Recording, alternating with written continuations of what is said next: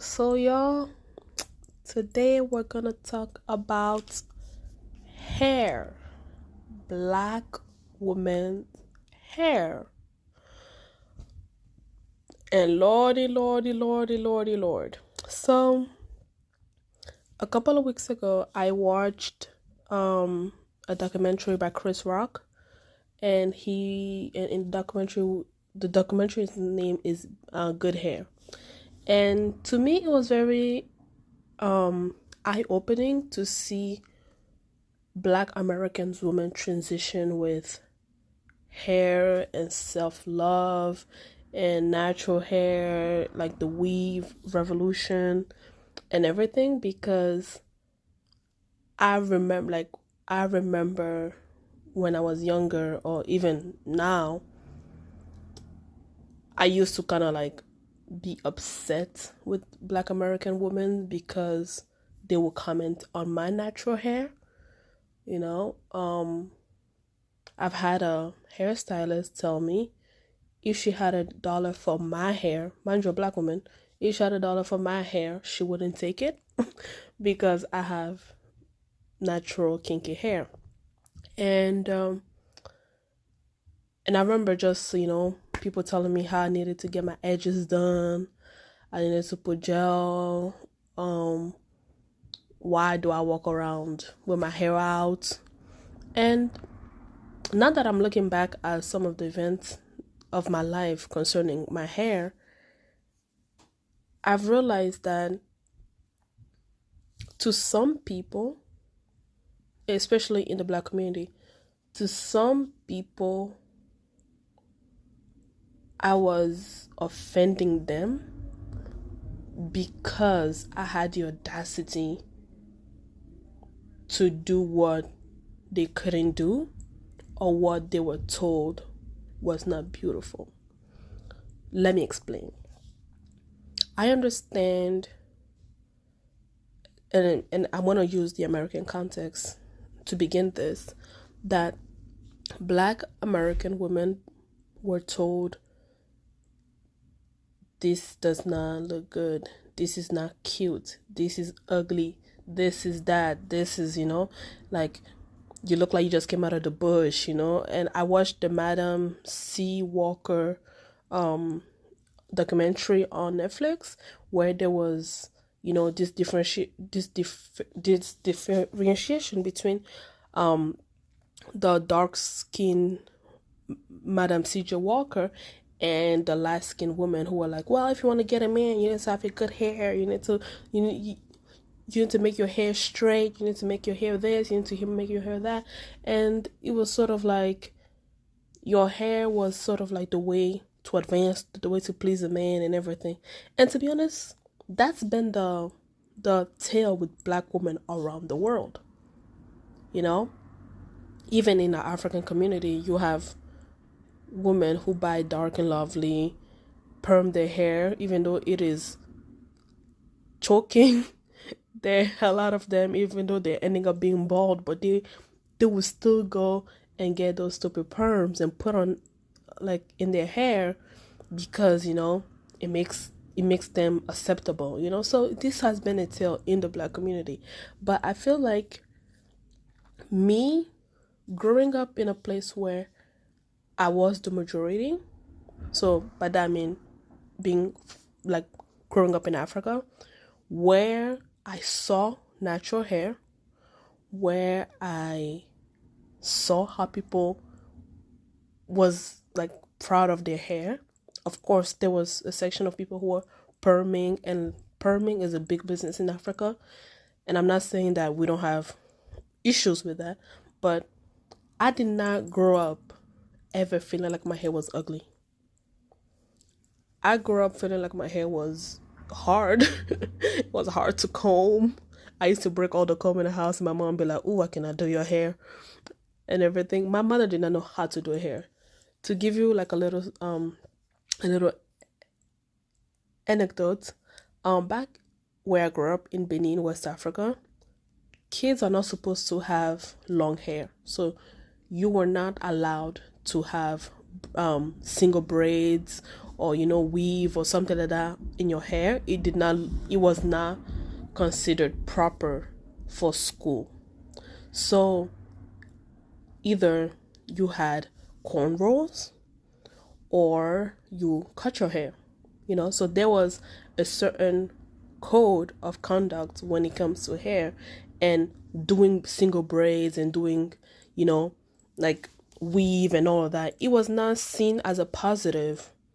You are not a respectable citoyen. That's how we say in French, but I think the word in English means citizen. If you if you came in with single braids and everything, we did not really look at you favorably at school. So a lot of us, we like most people had short hair. So I grew up seeing my peers with short hair. My mother was so against me cutting my hair, and she's still against me cutting my hair. So she learned how to do African threading, because that's the only thing she could manage. She did not know how to braid or do anything. So she learned how to do African threading because it was the easiest. So I did African threading throughout my life. I will put a link to show what African threading looks like, but it's like twist but with yarn. And so that's what I did my entire life. So I wasn't used to doing single braids. I wasn't used to the crochet. Weave was like older woman thing. So in my little age, I wouldn't even dare put weave on, or do single braids, because that was not something that we looked positive on. So moving here and coming from the place where having a natural hair is considered socially acceptable in my brain, from where I come from, doing cornrows or doing my African thread or cutting my hair or having short hair was looked upon favorably. That's what I was doing. And to some Black people who were told that, hey, your hair is ugly, you need to perm that, you need to put that in a braid, you need to straighten your hair, you need to put perm, or you need to do this and that. How dare is this Black girl can do this and walk around not having any social pressure to do what we're doing? Do you know what I mean? So I understand it. So I honestly understand it.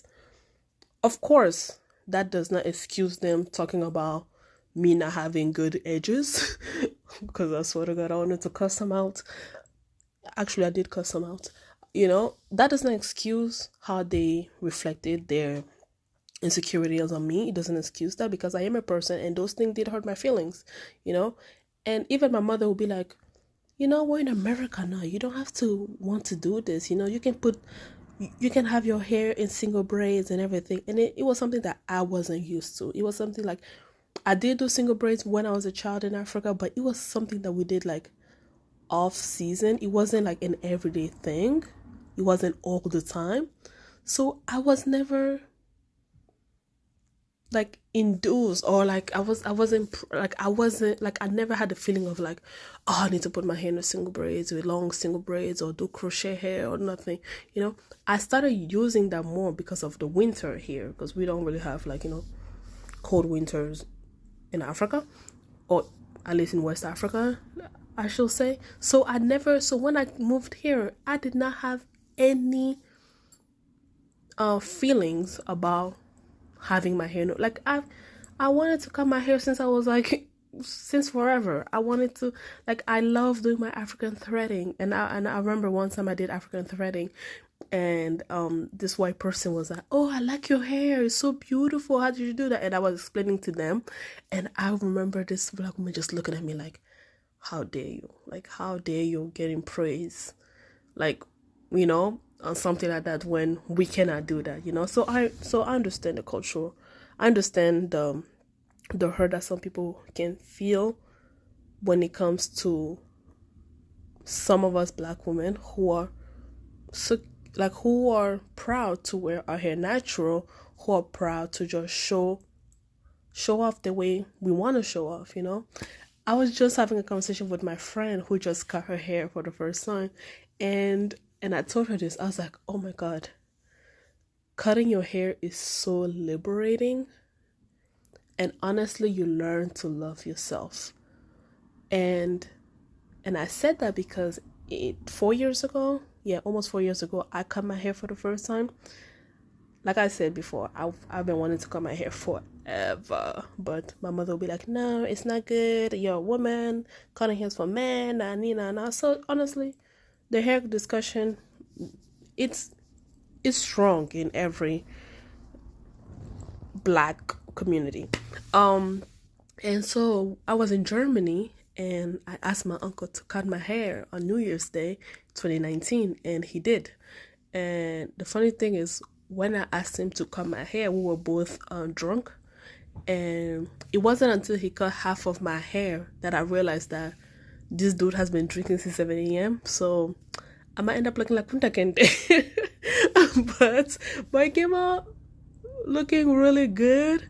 I liked it. I honestly love it. And I remember the first time taking a shower afterwards, and I took my shower, I got ready, I got dressed and everything, and I was like, oh my god, I don't have to go look for the comb, I don't have to look for hair grease, for all of those stuff.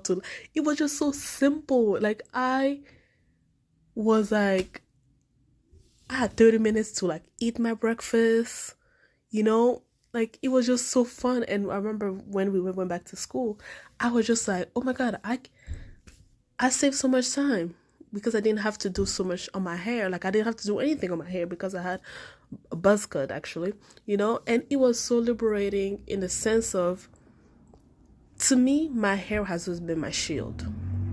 I have a very round face and I have really big cheeks, and like sometimes I like, and every time I do like protective style, I always like to do it in an aphrodite style. So I was like big hair, even if it's down, I want it to be like very big and everything, because I hide behind my hair, you know, it goes well with my face and everything. When I was little, I was bullied about the shape of my ears, so I don't really like straight hairstyle, because if I'm tucking my hair back, you know, my ears are showing and stuff. So I always love big hair because it has my face when I needed to hide my face, and it also had my ears. Cutting my hair was the definition of self-love because I couldn't hide anymore. So when things were said to me, or when I was presenting myself in the world, I felt very exposed. There was nowhere for me to hide. I felt very exposed. I remember I had a very traumatic experience when I was in California, and it hit different to me because my face was exposed. Because I didn't have hair. I had short hair. I did not have hair. So going through that year with no hair and getting up when I was down, I learned to love myself so much. It was such a good year. So I was just telling my friend, I was like, girl, you are gonna have a good year, because you are honestly, if you can survive life as a black woman with no hair, child, it'll like, you will be a superwoman. You are a superwoman, because it is so refreshing to just be like, this happened, there's nowhere I can hide, I'm gonna take it. Things that I cannot control, I'm gonna learn to let it go, and I'll move on. And although hair is our power, is how we express ourselves, is how we communicate the world who we are, especially in African cultures, like hair told your status in the world. It told, like, different hairstyle told where you came from. It was an identity expression. It was a status, it was a class expression. And sometimes we value it so much because it's like, yes, if I'm doing a Bantu knot, I am telling the world I am a Bantu girl. If I'm doing my African threading, I am telling you where I'm from, and I love that.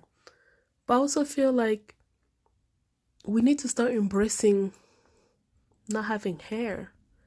You know, not having hair is also powerful, because you like it's just I don't know how to explain it, to be honest. It's just so empowering to not have to hide behind your hair, to not have to to work on it too long, you know. I felt like one of the most intimate relationship I ever had with anything is my hair. Every time I braid my own hair, I feel empowered. But I also felt empowered when I did not have hair, you know. And I think as Black women, we need to just accept and love however we decide to wear our hair, and not be so pressured into doing what society told us to do with our hair. So that's the first part of what I wanted to address.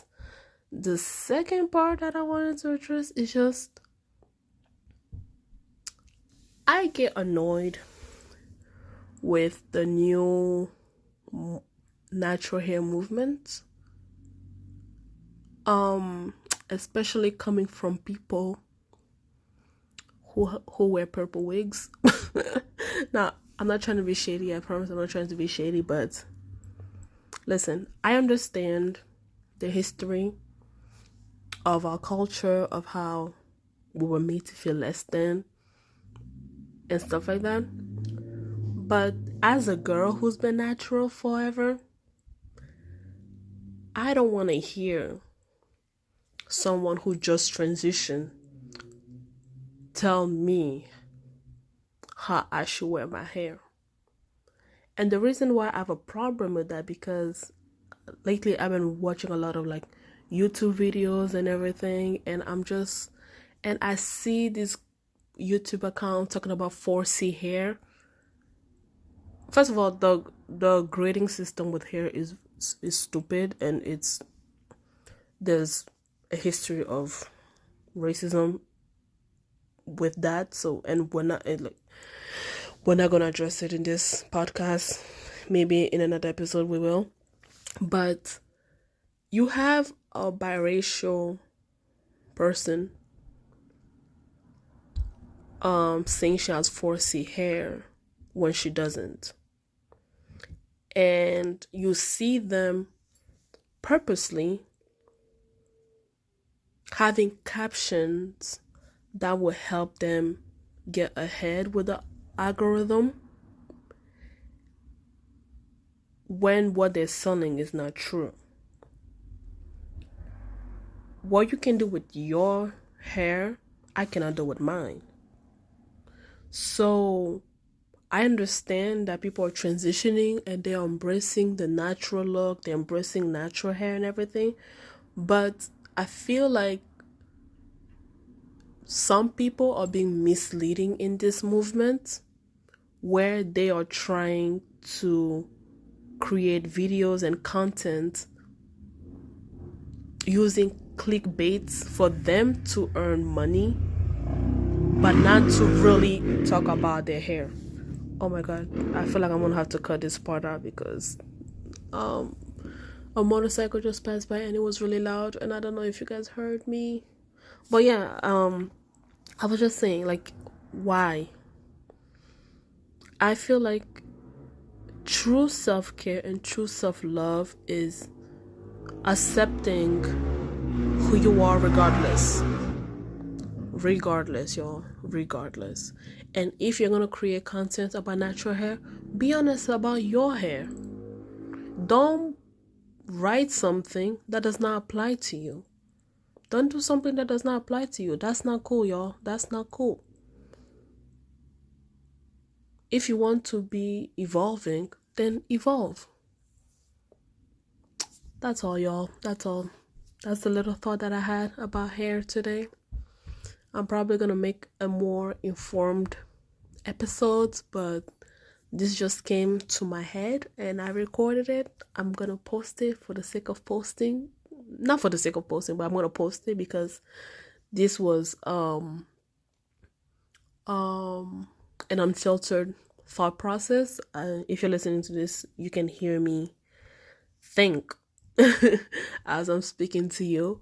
So yeah, as always, thank you for checking out my podcast. Please share, please comment. I love to engage. Let's talk more about our hair. Tell me your experience with hair. What do you think? Are you transitioning or have you always been natural? I would love to hear from you.